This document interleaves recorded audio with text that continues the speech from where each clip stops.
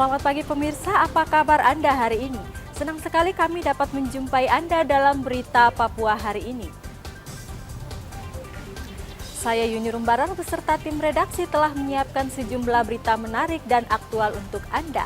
Berikut 3 berita utama.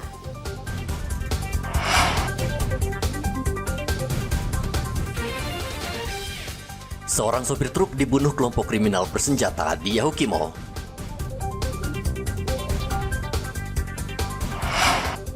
Sebuah minibus terbakar di depan SPBU Merauke.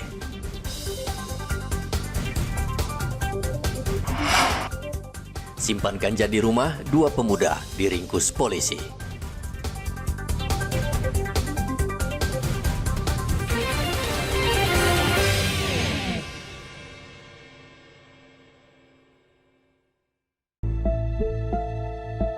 Kelompok kriminal bersenjata kembali beraksi dan membunuh warga sipil di Kabupaten Yahukimo, Papua Pegunungan. Seorang sopir truk bernama Abdul Muzakir ditemukan tewas di dalam kendaraannya yang hangus terbakar. Menurut kesaksian 2 orang yang selamat, saat itu korban bersama 15 orang pergi ke Kampung Masi, Kabupaten Yahukimo untuk mengambil kayu. Namun dalam perjalanan, mereka tiba-tiba dihadang 6 orang anggota KKB yang tiba-tiba keluar dari semak-semak.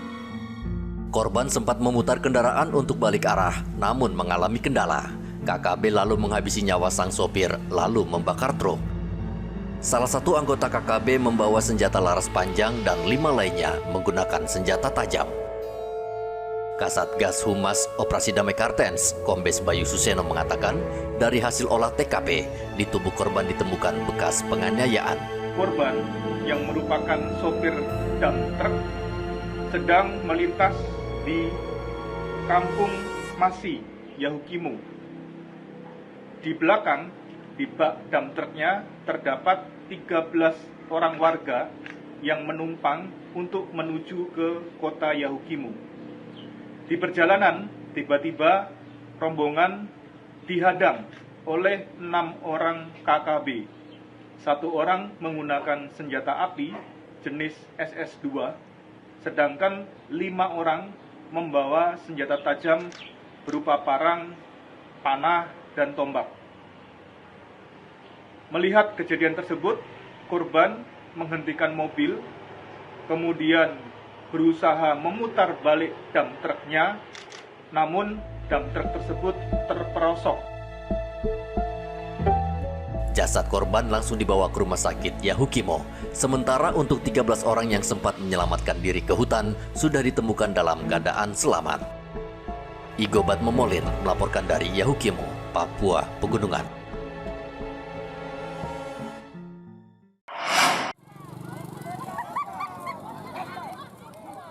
Mobil minibus ini baru saja mengisi BBM jenis Pertalite di SPBU Jalan Nowari, Merauke, Papua Selatan. Namun tiba-tiba muncul percikan api dan membesar. Pengemudi minibus langsung keluar dan menyelamatkan diri begitu melihat percikan api muncul. Warga sekitar berusaha membantu memadamkan api dengan menyiram air dari drainase karena khawatir akan merembet ke SPBU.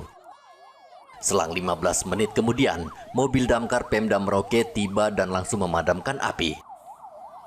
Setengah jam kemudian, situasi sudah terkendali. Saksi mata mengatakan percikan api muncul dari bagian belakang kendaraan minibus. Setengah tiga tadi. Itu tiba-tiba lampu langsung menyala kah? Dia habis isi bensin ke? Tidak. Dia langsung menyala di sini. Langsung menyala sini. Iya. Pemiliknya mana pemiliknya? Pemiliknya tadi ada, tapi tidak tahu kemana dia. Oh iya. Langsung menyala aja ya? Iya. Ini ada penumpang? Tidak ada penumpang. Polisi yang mengolah TKP ternyata menemukan beberapa jerigen yang sudah terbakar di dalam mobil serta alat pompa pengisap. Diduga pemilik mobil minibus pengetap BBM atau penyalur BBM ilegal. Sopir minibus sendiri langsung melarikan diri. Muhammad Ridwan melaporkan dari Merauke, Papua Selatan.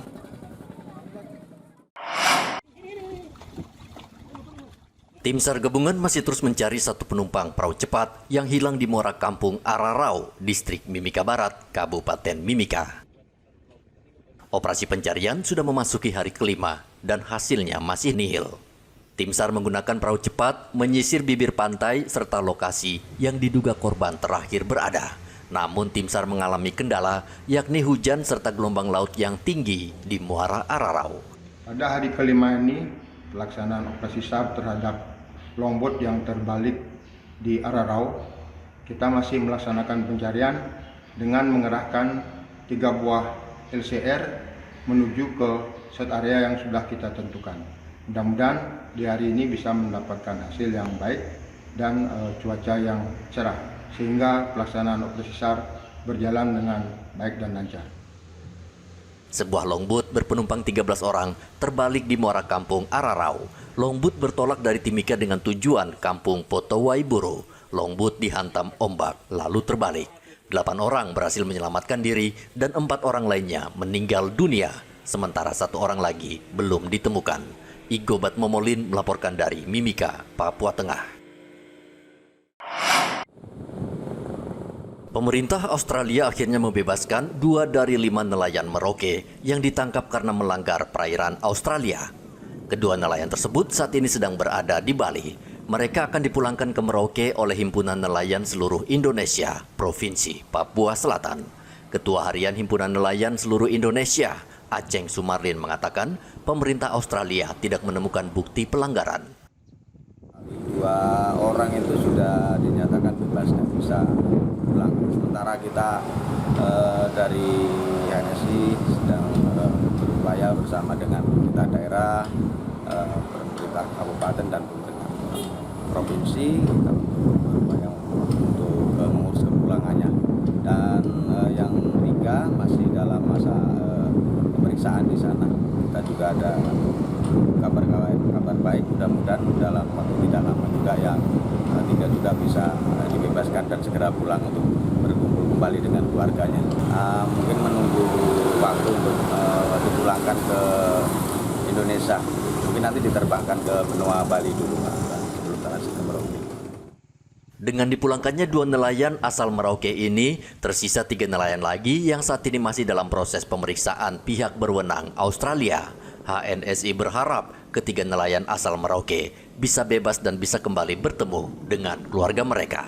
Pihak berwenang Australia kerap menangkap nelayan asal Merauke karena mereka diduga mencari ikan hingga ke wilayah perairan Australia. Sebagian ditahan dan menjalani proses hukum, namun banyak juga yang dibebaskan karena tidak terbukti. Muhammad Ridwan melaporkan dari Merauke, Papua Selatan.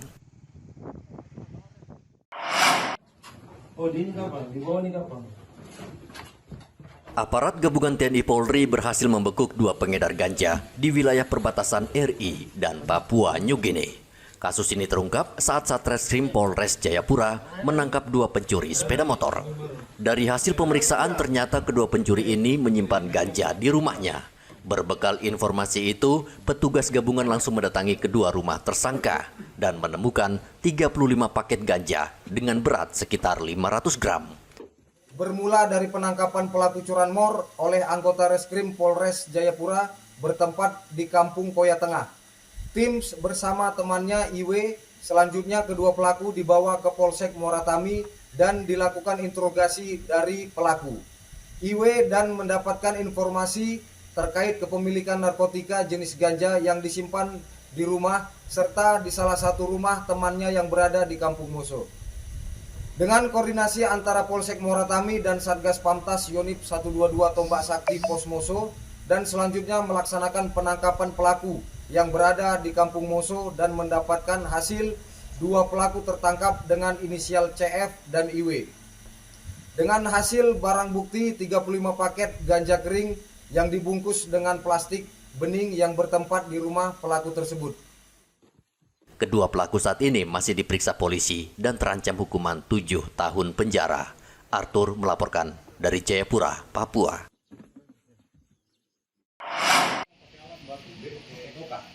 Polresta Jayapura Kota meringkus seorang pria yang menganiaya korban yang hendak pergi ke tempat ibadah. Penganiayaan terjadi di Jalan Sabang, Merauke, Distrik Jayapura Utara. Pelaku tiba-tiba memukul korban hingga terjatuh. Saat korban dalam keadaan tidak berdaya, pelaku terus menghajarnya hingga korban menderita luka sobek di bagian pelipis. Lalu pelaku langsung melarikan diri dengan menggunakan sepeda motor. 3 hari setelah kejadian, polisi langsung meringkus pelaku dan menggiringnya ke kantor polisi untuk menjalani pemeriksaan. Dilakukan pemukulan secara berulang-ulang ya, sehingga luka robek di bagian kepala. Tadi bisa didengar langsung bahwa yang bersangkutan ini melakukan karena ada hubungan kecemburuan karena pacar daripada pelaku ya diganggu oleh korban, sehingga sudah diingatkan berulang kali, tetapi korban tetap saja melakukan hubungan ya dengan pacar pelaku. Setelah melakukan pemukulan, pelaku melarikan diri. Ya, sekitar kurang lebih 3 hari kami bisa mengamankan pelaku di daerah di mana pelaku tinggal. Hingga kini belum diketahui motif pelaku menganiaya korban. Pelaku dijerat pidana dengan ancaman hukuman paling lama 5 tahun penjara. Arthur melaporkan dari Kota Jayapura, Papua.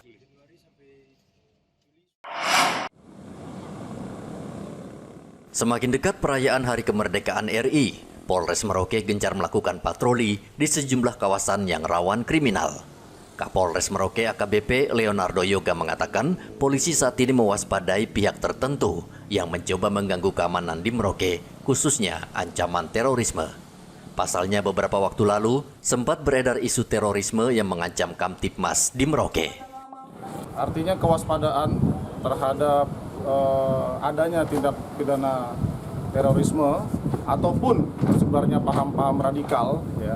Bukan hanya kita mengikuti momen 17 Agustus saja, namun demikian setiap harinya ya dari satuan yang bertugas secara preventif dan preemptif telah melaksanakan antisipasi dengan mengecek ke tempat ibadah, kemudian mendata, mengedukasi juga mantan napiter yang memang ada di Merauke ini. Ya. Kalau di Merauke ada berapa Pak mantan napi teroris itu? Kalau di kota ini ada 2. 2 Pak ya. Ya. Tapi mohon maaf kami tidak bisa sebut identitasnya. Ya. Namun demikian yang bersangkutan sudah dalam hal ini bisa kita rangkul ya, bisa kita ya galang gitu, bersahabatlah dengan kita. Begitu juga dengan saudara-saudara di sekitarnya. Ya. Jadi paham radikal itu ya memang jangan sampai ada di sini yang kemudian berdampak adanya tindak pidana terorisme.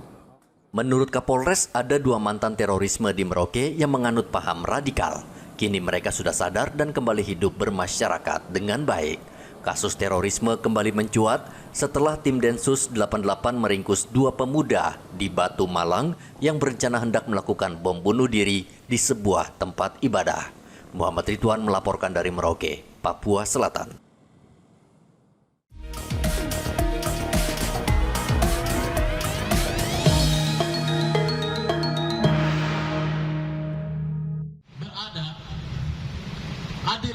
Adil dan makmur. Puluhan mahasiswa dari seluruh universitas di Manokwari, Papua Barat turun ke Jalan Wosi. Mahasiswa meminta masyarakat untuk menolak seluruh ajakan politik uang serta menolak ujaran kebencian saat pilkada serentak.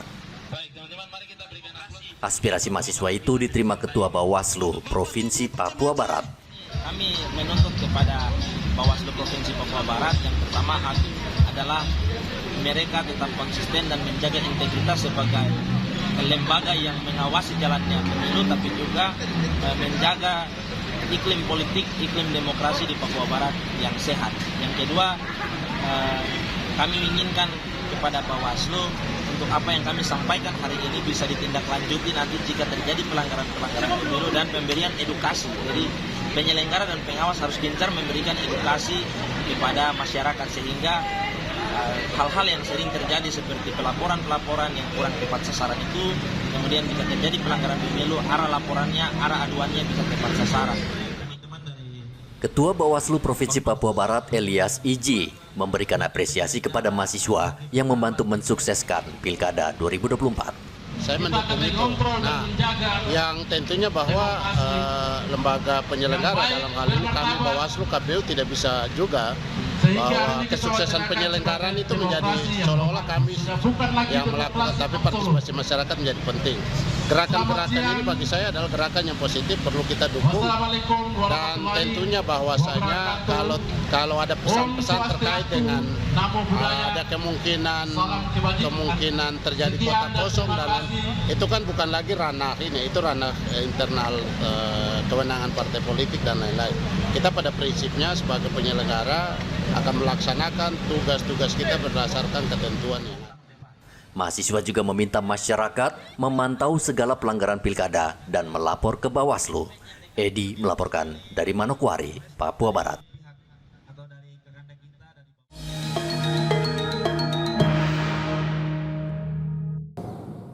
Aparatur sipil negara wajib netral dalam pilkada serentak yang akan berlangsung pada November mendatang. Untuk itu pemerintah daerah Provinsi Papua Selatan menggelar sosialisasi tentang netralitas ASN yang berlangsung di kantor Bupati Merauke.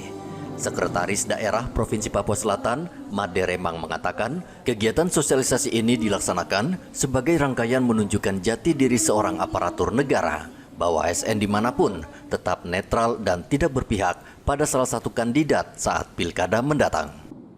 Hal ini perlu menurut Sekda Made Remang karena terkadang di dalam pelaksanaannya sering menimbulkan salah penafsiran terkait titik netralitas pada pilkada mendatang.